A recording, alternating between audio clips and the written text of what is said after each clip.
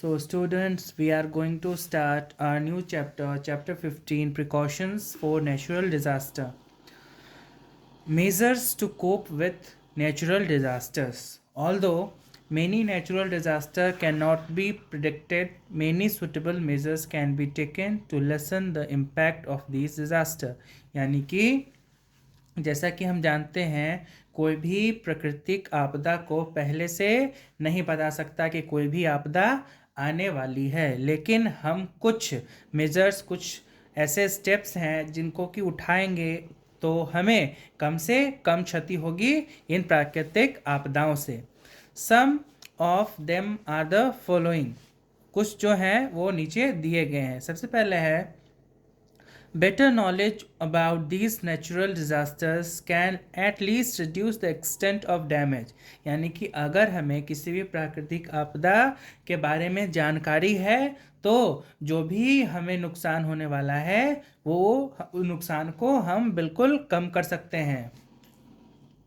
People in the disaster prone areas can be more vigilant and get prepared to face them in a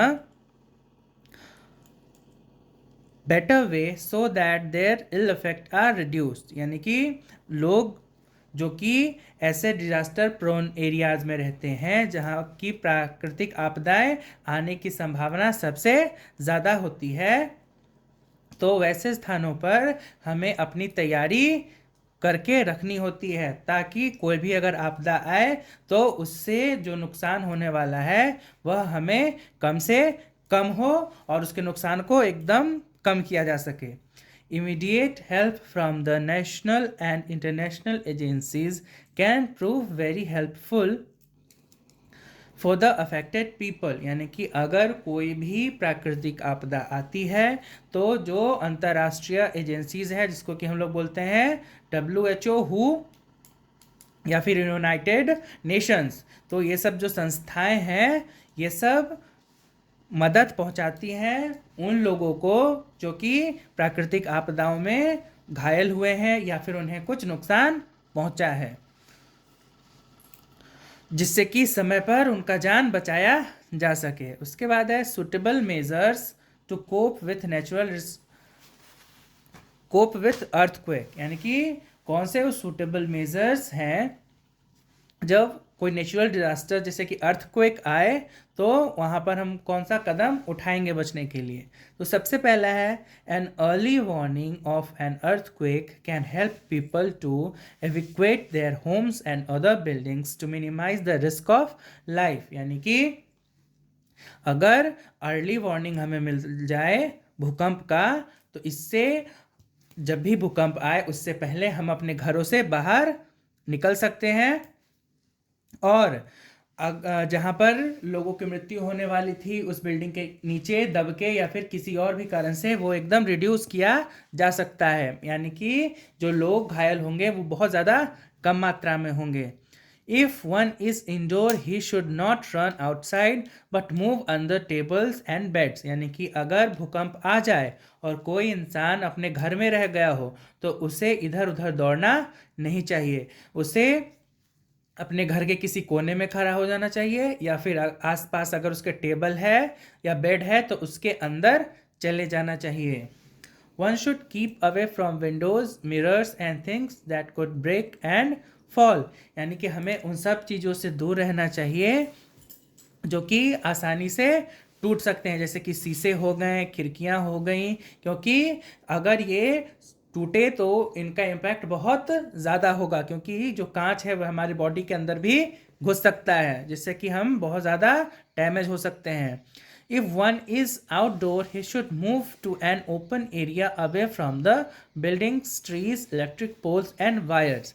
यानी कि अगर earthquake अचानक आ जाए और कोई भी इंसान अगर खुले एरिया में है तो उसे बिल्डिंग से, ट्रीज से, पेड़ से, इलेक्ट्रिक पोल से और बिजली के तारों से दूर रहना चाहिए. क्यों? क्योंकि इम्पैक्ट के कारण ये सब नीचे गिर जाते हैं. To minimise the loss earthquake resist building should be constructed. यानी कि अगर भूकंप आए तो कम से कम नुकसान हो, इसके लिए जब हम बिल्डिंग बनाए तो हमें वो मेज़र उठाने चाहिए जिससे कि वो बिल्डिंग अर्थक्वेक प्रूफ हो जाए, यानी कि कितना भी अर्थक्वेक आए तो वो बिल्डिंग गिरे ना, जिससे कि लोगों की जान कम से कम बच जाए। एग्जिस्टिंग बिल्डिंग्स में बी स्ट्रेंथन एंड स्ट्रक्चरली, यानी कि अगर पहले से कोई बिल्डिंग है जो कि अर्थक्वेक के अकॉर्डिंग नहीं बनाया गया है तो उसको हम मजबूत कर सकते हैं, उसमें एक्स्ट्रा पिलर्स ऐड करके और बहुत सारा मेजर्स लेके उठा के, ठीक है। If possible in the earthquake prone areas, the houses should be made of wood, यानी कि ऐसा जगह जहाँ पर बहुत ज़्यादा भूकंप आता है तो हमें वहाँ पर अपना घर जो है वो लकड़ी का बनवाना चाहिए। It would be great, it would be better if the walls of such buildings do not touch the ground, as was done by ancient Japanese in building their temples, यानी कि ये बहुत अच्छा होगा कि हम इन बिल्डिंग्स को ज़मीन को छूने ना दें। ऐसा जो स्ट्रक्चर है वे एंशंट जापानीज के द्वारा बनाया गया था और उन्होंने इसी सिद्धांत का यूज़ करके अपने मंदिरों को बनाया है। Last but not the least, one should not panic but try to remain calm, यानी कि कोई भी आपको हड़बड़ाना नहीं चाहिए, आपको एकदम शांत खुद को रखना चाहिए अगर आप अर्थक्वेक फेस कर रहे हो। क्यों? क्योंकि अगर आप पैनिक करोगे तो कुछ ना कुछ स्ट्रक्चर और इधर उधर दौड़ोगे तो कोई ना कोई स्ट्रक्चर या फिर ऑब्जेक्ट आपके ऊपर गिर सकता है। तो एकदम हमें शांत रहना है अर्थक्वेक के time. Immediate help should be rendered to such areas where an earthquake has occurred, यानी कि अगर कहीं पे अर्थक्वेक हुआ है तो गवर्नमेंट को वहाँ पर मदद पहुँचानी चाहिए, जिससे कि जो भी लोग बिल्डिंग के नीचे फंसे हुए हैं उनका जान जल्दी से जल्दी बचाया जा सके। उसके बाद है हमारा ways to minimise the risk of posed by volcanic eruptions, यानी कि वे कौन से वेज हैं जिससे कि जब ज्वालामुखी फटे तो हम खतरे को कम से कम कर सकें। सबसे पहला है there is no denying the fact that no one can prevent volcanic eruptions, यानी कि इसमें कोई डिनाई नहीं कर रहा इस चीज़ से कि कोई भी इंसान पहले से ये प्रिडिक्ट नहीं कर सकता कि कब ज्वालामुखी फटने वाला है, या फिर कोई भी ज्वालामुखी जब फटे तो उससे कैसे बचना है। Okay, but we can devise the ways to means of minimize their impact, यानी कि हमारे अंदर ये शक्ति नहीं है कि हम वोल्केनिक इरप्शंस को रोक सकें, ठीक है, लेकिन हम कुछ वैसे अपने द्वारा ऐसे फैसले ले सकते हैं जिससे कि इम्पैक्ट जो है वो कम से कम हो। सबसे पहला है most volcanic eruptions give a warning, so proper step should be taken to evacuate the nearby people, यानी कि कोई भी ज्वालामुखी जो है वो फटने से पहले हमें कुछ सिग्नल्स देता है जिसका कि पता अगर हमें समय रहते चल जाए तो जो लोग वहाँ पर फंसे हुए हैं उनको समय से पहले हम लोग वहाँ से निकाल सकते हैं ताकि उनकी जान बचाई जा सके। If different disaster response activities are taken in time, life effective warning and careful planning, major loss of life and property can be avoided, यानी कि जब भी डिज़ास्टर ऐसा कोई अकर हो और हम समय पर फैसला लें और मतलब वार्निंग अगर पहुंचा दें लोगों के पास तो उनके पास पर्याप्त समय होगा अपने प्रॉपर्टी को बचाने का, अपनी कीमती चीज़ों को लेकर वो वहाँ से खाली कर सकते हैं और सबसे बड़ी चीज़ वो अपना जान बचा सकते हैं। By adopting such methods, much loss of life and property can be minimized, यानी कि अगर हम इन स्टेप्स को फॉलो करते हैं तो कम से कम जिंदगी जाएगी और कम से कम संपत्ति का नुकसान होगा। As for example, when Mount Pinatubo in the Philippines erupted in the June 1991, after 6 centuries, the deaths were limited to 350 only, though its eruption was the one of the largest in the 20th century, यानी कि उदाहरण के तौर पे अगर आप देखो तो जो माउंट पिंटाबू है फिलीपींस में, वो जून 1991 में फटा था, करीब 600 साल बाद, यानी कि 6 सेंचुरीज के बाद।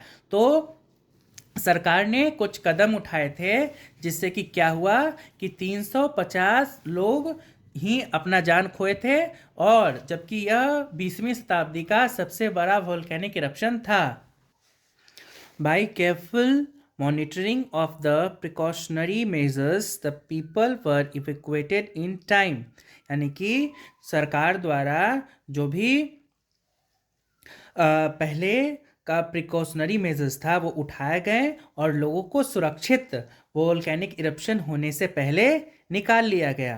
Bye the time the volcano erupted much had already been saved, यानी कि जब तक ज्वालामुखी फटता तब तक बहुत से लोगों को बचाया जा चुका था।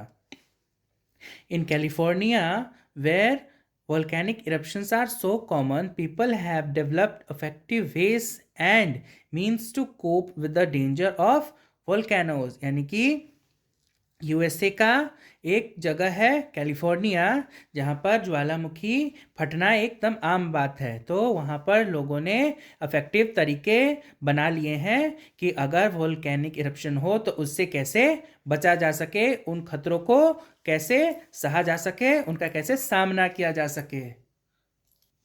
उसके बाद है हमारे पास ways to minimise the risk posed by landslide. The hazard posted by both landslides and avalanches can minimize to some extent, यानी कि जो नुकसान होता है भूस्खलन और एवलांचेस से उसको मिनिमाइज किया जा सकता है कुछ हद तक, bye avoiding construction of buildings on steep slopes, यानी कि हमें स्लोप्स पे बिल्डिंग्स का निर्माण नहीं करना चाहिए। And if construction work is more essential, then certain building codes must be followed, यानी कि अगर वो निर्माण जरूरी है तो हमें कुछ बिल्डिंग कोड्स का फॉलो करना चाहिए। सबसे पहला है effort to check deforestation can also prove useful in minimizing such natural resources, यानी कि ये जो डिफॉरेस्टेशन है यानी कि हम पेड़ों को काटते जा रहे हैं तो इससे भी लैंडस्लाइड्स का खतरा बढ़ता है। क्यों? क्योंकि अगर पहाड़ों की मिट्टी को किसी ने जकड़ा हुआ है तो वो पेड़ों के जड़ ने जकड़ा हुआ है, तो पहाड़ों पर हमें ज़्यादा मात्रा में पेड़ की कटाई नहीं करनी चाहिए जिससे कि हम मिनिमाइज कर सकते हैं लैंडस्लाइड्स को। उसके बाद है measure to minimise the disastrous effect of tropical cyclones. तो सबसे पहला है no doubt human can do little to avoid natural hazards like tropical cyclones, यानी कि इसमें कोई संदेह नहीं है कि ह्यूमंस जो हैं वो थोड़ा कुछ ही कर सकते हैं नेचुरल हजार्ड्स जैसे कि साइक्लोन्स को अवॉइड करने के लिए। But certain precautions can be taken for safety and getting prepare for to face such calamities, यानी कि हम कुछ प्रिकॉशंस ले सकते हैं और कुछ नियम फॉलो कर सकते हैं इस प्रकार के प्राकृतिक आपदा से बचने के लिए, और हमें खुद को तैयार रखना होगा। In such cyclone prone areas human settlement should not be too close to sea coast, यानी कि वैसा जगह जहाँ पर बहुत ज़्यादा साइक्लोन आता हो तो वहाँ पर जो मानव बस्तियाँ हैं वे सी कोस्ट के पास नहीं बसानी चाहिए। Early warning by the authorities can help people to evacuate such low lying areas which would be hit hard, यानी कि अगर सरकार के द्वारा गवर्नमेंट अथॉरिटीज़ के द्वारा जानकारी दे दिया जाए वहाँ रहने वाले लोगों को तो वे वहाँ से सही सलामत इवैक्यूएट कर सकते हैं, निकल सकते हैं। क्योंकि जो सबसे निचला ज़मीन होता है, सबसे नीचे वाला ज़मीन होता है, तो ऐसा जो साइक्लोन होता है सबसे पहले उन्हीं को हिट करता है और उन्हीं को सबसे ज़्यादा नुकसान झेलना होता है। Daily TV weather report should be telecast so that fisherman do not enter the high seas, यानी कि हमें रोज टीवी पर वेदर रिपोर्ट्स देखना चाहिए जिससे कि जो मछुआरे हैं वे समुद्र में ना घुसे मछली पकड़ने के लिए। क्यों? क्योंकि अगर बहुत ज़्यादा हाई टाइड रहेगा तो वैसे में मछली पकड़ना उनके लिए जानलेवा साबित हो सकता है।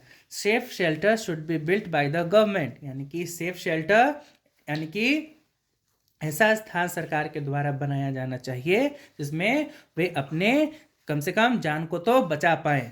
सो that affected people could be shifted there in time, और जो भी लोग प्राकृतिक आपदा के प्रभाव में हैं उनको तुरंत स्थानांतरित करके समय पर बचाया जा सके।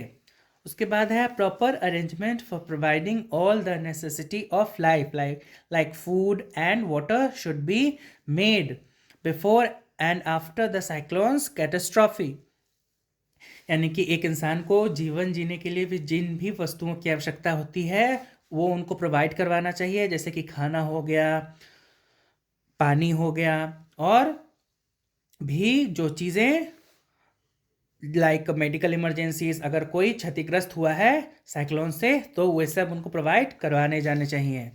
People should not be allowed to go near the sea shore for adventurous activities, यानी कि अगर कोई समुद्र के किनारे जाते हैं कुछ फन एक्टिविटीज़, कुछ रोमांचित करने के लिए, तो वैसे में उनको वहाँ पे नहीं जाना चाहिए। क्यों? क्योंकि उनके जान जाने का भी खतरा होता है।